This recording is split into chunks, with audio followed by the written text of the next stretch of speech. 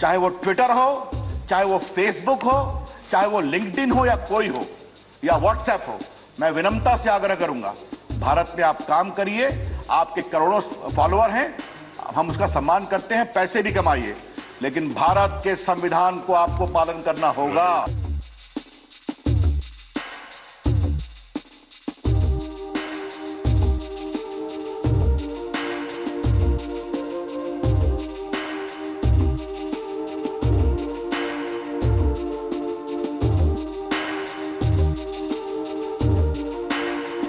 The standoff between Twitter and the government of India is about a non-compliance of an order which the union government had given to Twitter India. This was about suspending about 1,000 odd accounts that were allegedly linked to separatist and Khalistani elements. The government of India argues that this was important and essential in the interests of law and order. Twitter India did not comply with the directions of the government and instead it adopted a policy of pick and choose.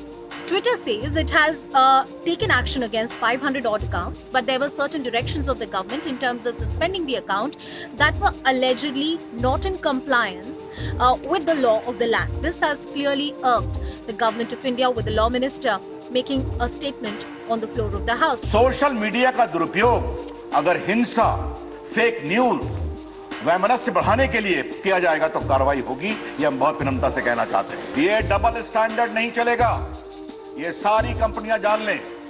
हम भारत के संविधान में freedom of speech है, लेकिन 19(2) में यह भी लिखा हुआ है, it is subject to reasonable restriction because of sovereignty integrity of India.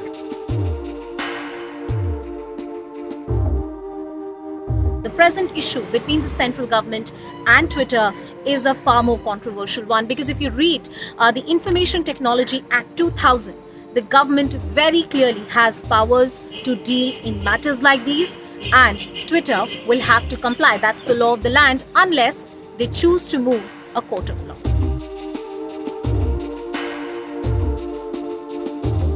To begin with, understand the definition of an intermediary. Facebook, Twitter, or even Google, these are intermediaries, which means they do not have content of their own. It's a user-generated content which is being transmitted through these platforms over the internet. This makes it all the more tricky for the law enforcement agencies, for the authorities to bring in compliance, to hold these platforms accountable for the content they host, because the plausible explanation that comes from them is that, listen, this content does not belong to us. If you flag it to us and if it violates certain laws, we will take it down.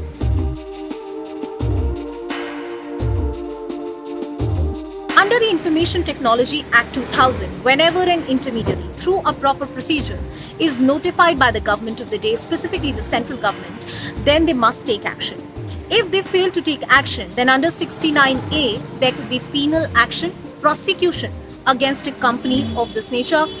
They can be fined. There is even a provision for further imprisonment. Now, that's an action that the government can decide to take.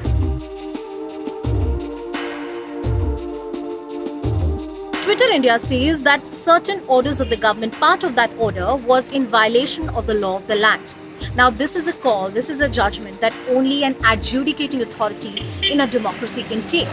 Many experts argue that it's open for Twitter to go ahead and approach a court for further clarification, but they can't sit in judgment of a government order. Now, the second layer of the argument is the larger debate about internet freedom and democracy.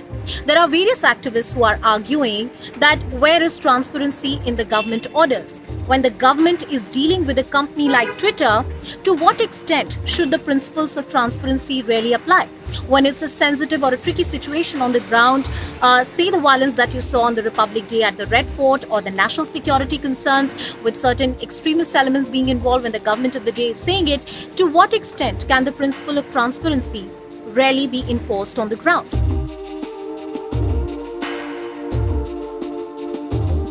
Certain activists also argue that government of the day may try to crush dissent under the garb of rule of law, procedure, or public order.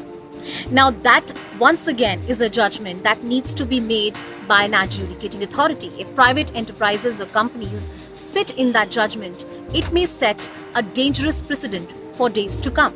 Globally, across the world, whether it's United States of America or European jurisdiction, it has been very difficult to bring in compliance as far as social media is concerned.